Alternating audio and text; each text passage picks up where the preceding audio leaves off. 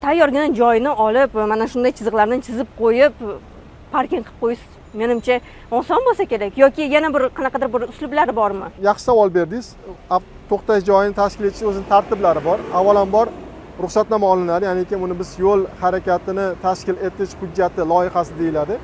Bu hujjat majburiy tartibda yo'l harakat xavfsizligi boshqarmasidan kelishiladi, ya'ni xalq tilida aytganda GAI xodimlaridan. Chunki ular mutaxassis, loyiha kelishiladi. Loyiha hujjatlari chiqqandan keyin yo'lni mutaxassislar kelib o'rganadi. Aytaylik, bordyur qo'yilmagan, asfalti sifatsiz bo'ladigan bo'lsa, asfalt qoplamasi ko'chiriladi. Biz ham bugungi kunda amaliyotda 42 ta ko'chadan 95% biz asfalt ko'chirganmiz. Sababi talabga javob bermaydi. Asfalt qoplamasi olib tashlagandan so'ng agarda yo'l yoqasida yashil hudud, piyodalar o'tish yo'lagi yoki bo'lmasa hozirga o'xshagan ariq bo'ladigan bo'lsa, majburiy tartibda bordyur qo'yiladi. Mana bu to'sib qo'yilib chiqiladi. Uni ham bizning kompaniya qo'yadi. Asfalt yotqizilgandan keyin asfalt hududini biz tozalaymiz, ya'ni u yuviladi.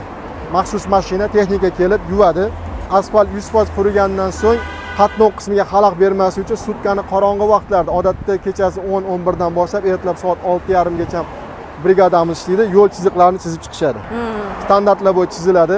Keyingi qilinadigan ishimiz mana bu ustunlar o'rnatiladi, ya'ni beton chuqur kavlanib beton quyiladi. Mustahkam, ustun o'rnatiladi, ha.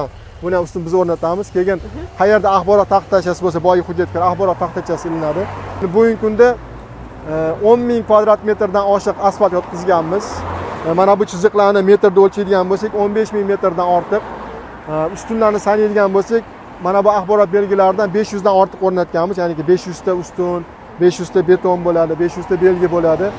Yo'l belgilari, ya'ni pulli parkovka degan belgilardan 1,5 ming ta o'rnatganmiz. Buni hammasi kompaniyaning investitsiyasi, ya'ni xususiy mablag'lar, investorlarning mablag'lari va bunda bizning kompaniya mablag' tikadi. Ya'ni hokimiyat shu narsani auksionda bergandan nima yutdi deydigan bo'lsa, bu narsalarga, ya'ni pulli parkovkaga endi byudjetdan pul ajratilmaydi.